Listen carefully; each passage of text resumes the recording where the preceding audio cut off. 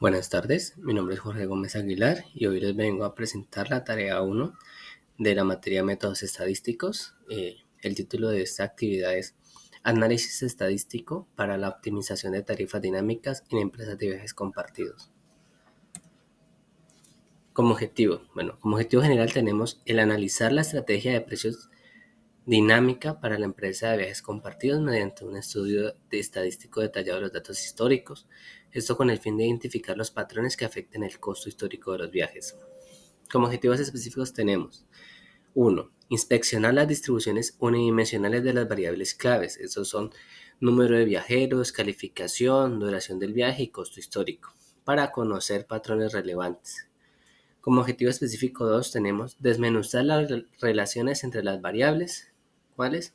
Número de viajeros, calificación, duración del viaje contra el costo histórico, utilizando herramientas de visualizaciones y pruebas estadísticas. El tercer objetivo es categorizar a los clientes según su fidelidad, tipo de vehículo y tipo de reservación, con el propósito de evaluar si existen diferencias significativas en el costo histórico mediante pruebas de chi cuadrada y ANOVA.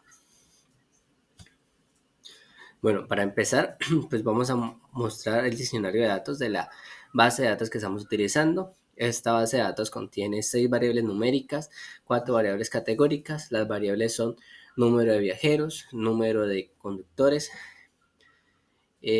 categoría de la ubicación, el estatus de lealtad de los clientes, el número de viajes, eh, el número de viajes anteriores. Tenemos también el promedio de calificación, tenemos la hora de reservación, el tipo de vehículo, la duración esperada del viaje y el costo histórico del viaje. Bueno, vamos a ver cómo se distribuyen las variables categóricas. Como les había dicho, hay 4 variables categóricas. Para la primera variable categórica, que es categoría de la ubicación, vemos que la mayor cantidad de viajes compartidos se da en las zonas urbanas, esos con 346 viajes ahí, y el mínimo o donde menos se dan los viajes es en la parte suburbana. Igual tenemos que ver que entre el mínimo y perdón, entre el urbano, rural y suburban no hay como mucha diferencia, no es como muy significativo esta diferencia que se presenta. Ahora, al mirar el estatus de lealtad de los clientes, vemos que los clientes bajo la categoría o el estatus de plata eh, son, eh, son, los, son los mayores números de clientes. Hay 367 datos para esta categoría o para este estatus. Para el tiempo de reserva, vemos que la mayoría de reservas se hacen en las noches, esto con un total de registros de 276 y el tiempo la hora de reserva menos común es la tarde-noche, esto con 231 reservas. Y por último, el tipo de vehículo, vemos que los vehículos más usados son los premium con 552 registros. Ahora vamos a hablar un momento sobre las variables numéricas de las cuales hablábamos inicialmente. Estos son el número de viajeros. Bueno, aquí se puede ver que el número de viajeros tiene una variabilidad pues mayormente grande, con un valor o una desviación estándar de 23, pero en promedio los viajes tienden a estar alrededor de 60 pasajeros. Como promedio de calificación, esta calificación es bastante alta, 4.2, y podemos ver que la desviación o la variabilidad de las calificaciones es del 0,43 nomás.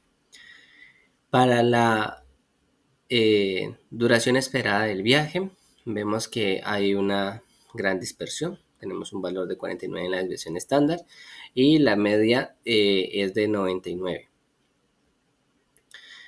Y por último, para mirar mirando la variable costo histórico del viaje, vemos que estos tienen una notable variabilidad, lo cual se ve con una desviación estándar de 183 y vemos que la media, 187, perdón, y vemos que la media presenta un valor de 372. Ahora pasando a mirar estas variables numéricas, pero ya en su forma, en cómo se están comportando eh, dentro de cada una de las variables numéricas que tenemos, vemos que para el número de viajeros el gráfico está mostrando una distribución con algunos valores atípicos hacia el lado superior o hacia la derecha, esto indicando viajes con un número de pasajeros considerablemente mayor que el promedio. Para el promedio de calificación, la mayoría de calificaciones están alrededor de 4.5 con pocos valores atípicos. También para la duración esperada de viaje, vemos que la duración del viaje tiene una distribución dispersa con valores atípicos significativos que representan viajes de duración mucho mayor que el promedio. Y por último, el costo histórico. Vemos que se muestra una distribución con valores atípicos hacia la derecha, lo que indica que algunos viajes son considerablemente más caros que el promedio. Ahora pasando a la correlación histórica, vemos que para la correlación entre el número de viajeros, el promedio de calificación contra el costo histórico no hay como una correlación. Los datos se ven muy dispersos. Esto se puede comprobar a través de la correlación de Pearson, donde para estas dos variables con respecto al costo histórico se ve que no llega ni al 0,1%, no llega ni al 0,1%. ¿Qué pasa? Para la parte o para la correlación entre la duración esperada del viaje contra el costo histórico, se ve una relación muy fuerte, una relación positiva. Esta pues relación clara además se observa una tendencia que indica que los viajes más largos tienden a ser más costosos. Obviamente, pues entre más largo el recorrido, pues más tienes que pagar. La correlación de Pearson, pues como les había dicho, es muy alta y eso refuerza la idea de que la duración del viaje es un factor clave en la determinación del costo histórico. Ahora mirando las asociaciones con las tablas de contingencia que se hicieron, se observa que el valor chi cuadrado es mayor al 0,05. Esto indica que no hay evidencia suficiente para rechazar la hipótesis nula, lo que sugiere que no hay una asociación significativa entre la fidelidad del cliente y el momento de la reservación, la fidelidad del cliente y el tipo de vehículo y la reservación versus el tipo de vehículo.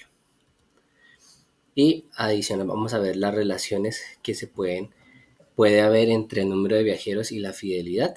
En este caso sería número de viajeros versus fidelidad, calificación versus fidelidad y duración esperada del viaje versus fidelidad. Aquí vemos que en la prueba NOVA los valores son mayores al 0.05.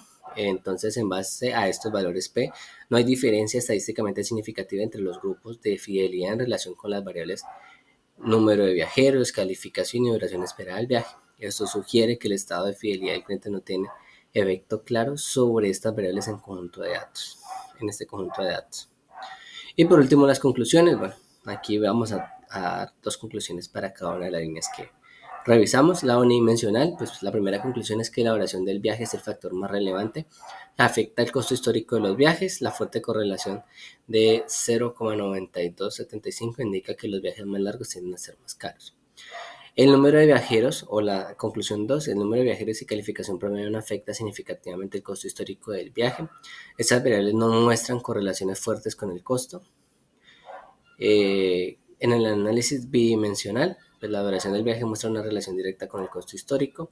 Este factor debe seguir siendo el principal en la estrategia de precios dinámica.